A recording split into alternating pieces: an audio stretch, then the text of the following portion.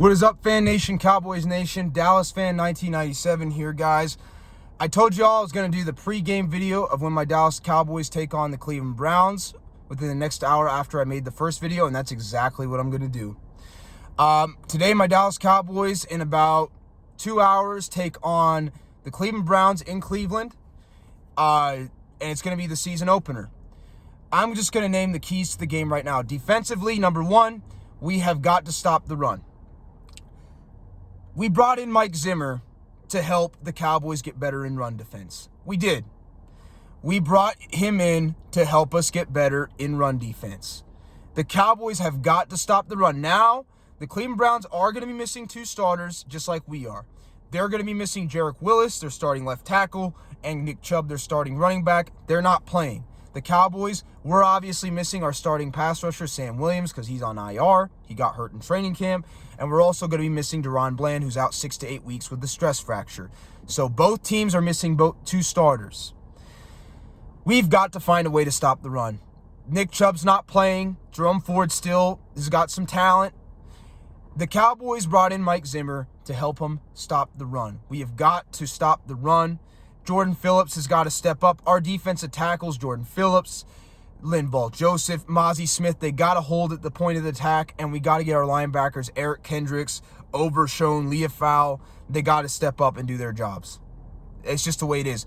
Number one is stopping the run. Number two, getting after the quarterback. Deshaun Watson, he has been beat up and hurt the last couple years. Even when he has played, he hasn't been great. He's had to deal with a lot of off-the-field issues, stuff that I won't get into. But the fact of the matter is we got to get after Deshaun Watson. He's still got some mobility. The Cleveland Browns are going to be missing Jarek Willis, their starting left tackle. We need to take advantage of that. Micah Parsons needs to rush the passer. I need Micah Parsons to step up today. We got a huge mismatch. Their starting left tackle, Jarek Willis, is out this game. I need my boy, Micah the Lion Parsons, to step up and get after the quarterback.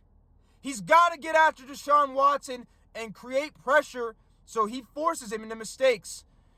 Along with that, we need our secondary to hold up. I think Trayvon Diggs matches up well with Amari Cooper, and I also think that our secondary is a little bit mismatched with them only because we're missing Deron Bland. If we had Deron Bland in this game, I would have a little bit more hope in us matching up with him, but because he's out, they slightly outmatch us at wide receiver because they got Jerry Jeudy and Elijah Moore going against Jordan Lewis and Kalen Carson, who's a rookie.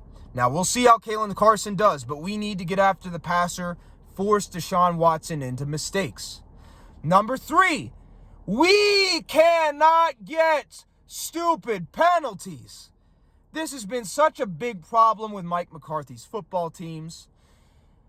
They come undisciplined and they make stupid penalties and they give the Browns, or it doesn't matter if it's the Browns, any team advantages.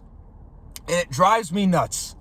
The Dallas Cowboys defense cannot jump off sides. They can't get roughing the passer, stupid penalties. They got to be cerebral. They got to be smart. We brought in Mike Zimmer to make sure that this defense stops the run and plays disciplined.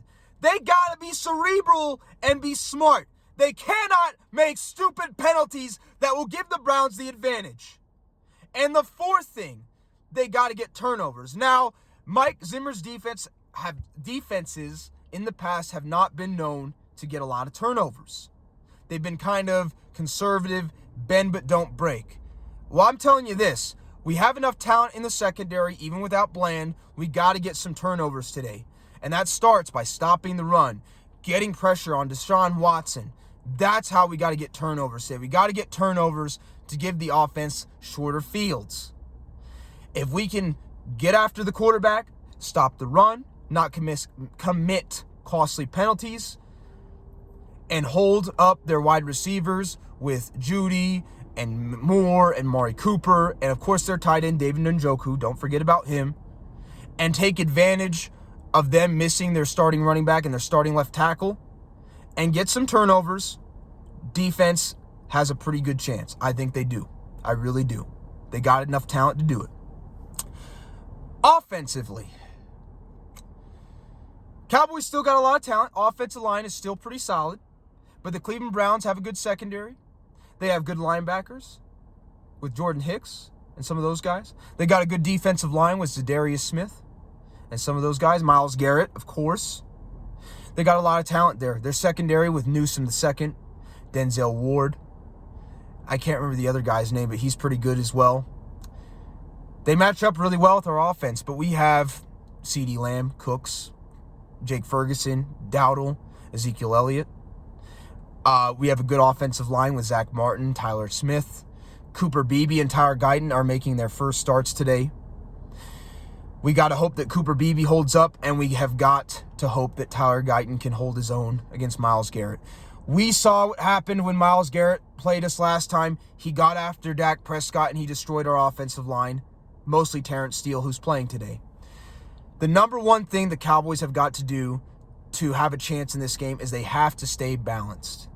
They can't be run heavy. They can't be pass happy, because that's what Mike McCarthy loves doing. We cannot be pass happy today because they have too good of corners. We can't be run heavy today because they have a good front seven. We've got to find a way to stay balanced. We're going to have to use some misdirection. We're going to have to keep them guessing. We got to stay balanced on offense with the pass and the run. We can't be too pass happy. We can't be too run heavy. We got to stay balanced. 50-50. That's the number one key on offense. The number two key on offense, we got to help out Tyler Guyton and Terrence Steele.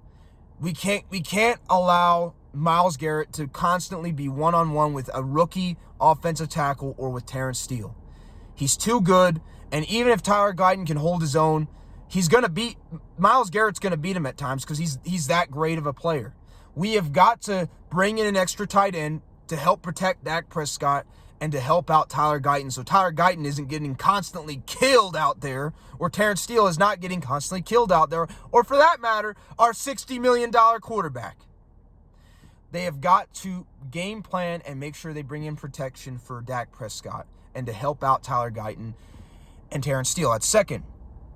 Third, no costly penalties, just like the defense. They got to stay disciplined. Mike McCarthy, I will say it again, his teams are consistently undisciplined. They have got to stay disciplined today.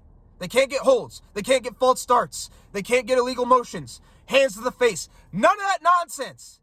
They got to stay focused and disciplined. And number four, perhaps the most important thing, and I'm looking at you, $60 million quarterback, Dak Prescott, no turnovers. Dak Prescott tends to struggle against better secondaries. The Cleveland Browns have a better secondary. And he turned the ball over a lot the last time he played Cleveland. And I think they're even better this time around. We cannot turn over the football, and the reason I look at Dak Prescott is because Dak Prescott consistently turns the ball over against the better secondaries. You're getting paid $60 million. There's no excuses. You got to step up, Dak Prescott, and not turn over the football, and that goes for the rest of the offense. No fumbling from these receivers. No fumbling from Ezekiel Elliott or these running backs or Dak. You have got to stay balanced. You got to stay disciplined. You can't be stupid, and you also can't turn the ball over against Cleveland. Protect the football, Dak Prescott in the offense. Especially Dak, though, because you're making $60 million now. No excuses anymore. Not that there was much excuses before, but definitely not now. Absolutely not. Making too much money for that. Excuse me. And finally, red zone offense has to be better. Last year under Mike McCarthy, the red zone offense was garbage. Mike McCarthy has always been terrible in the red zone. Always. I can't think of a time where Mike McCarthy has ever been good in the red zone. He got better last year, but he's still trash in the red zone. Red zone offense has got to be better. You got to utilize the pass and the run better in the red zone, Mike McCarthy. The play calling in the red zone is garbage. But if the Cowboys can protect the football, if Dak can play better than we expect, if we don't turn over the football, we stay balanced, on offense, We don't commit stupid penalties, and we get better in the red zone. And we also protect Dak Prescott. I actually think the Cowboys have a decent chance. But this is a true 50-50 game. What are my thoughts? I'm just going to be realistic. Even though I think it's pretty close, I call it a true 50-50 game. And it's pretty even on paper. I would only slightly favor the Cleveland Browns because they're playing at home and because Dak Prescott struggles in the beginning of the season. Even last year, even his great season last year that y'all like to talk about. Do y'all remember he threw 5 touchdowns and 3 interceptions through like the first 5 or 6 games? It took Dak almost half the season to really get it going. And that was the same case in 2022, which he really never got it going. It takes Dak usually 4 to 5 games before he starts playing better. So the fact that Dak usually starts off rusty every single year, almost always. The only year I can think of he didn't was in 2021. He actually started off hot that year. But the fact that he starts off rusty almost every single year, the fact that Cleveland is playing at home, and the other fact, the third one, that Dak Prescott usually struggles against the better secondary, and Cleveland has a better secondary. He usually is not great against the better secondaries. Even last year, look at the Green Bay game. They weren't a great defense, but they had a good secondary, and he struggled. Makes me slightly favor the Browns. I hope I'm wrong. I hope Dak comes out there and he balls out, and he proves me wrong. But that's just what I think. I slightly favor him only because I don't have a lot of faith that Dak will be able to play good against their secondary because their secondary is good, and Dak generally struggles against good secondaries. And the fact that they're playing at home, and the fact that Dak usually is rusty the first couple games of the season. That's why I slightly favor him. I hope I'm wrong and the Cowboys just go out there blazing. I'm hoping they do. I do hope Dak plays well, and I am rooting for the Cowboys to win. I really am. I'm even rooting for Dak. But that's just being realistic. That's just me being realistic. I know it sounds negative, but that's just the facts. I hope I'm wrong. I hope that they do the things I said that they need to do to win this game.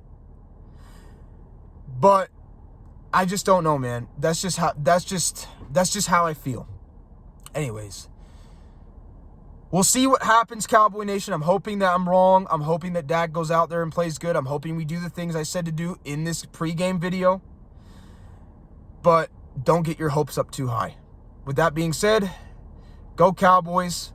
I'll come to you guys after the game. Peace.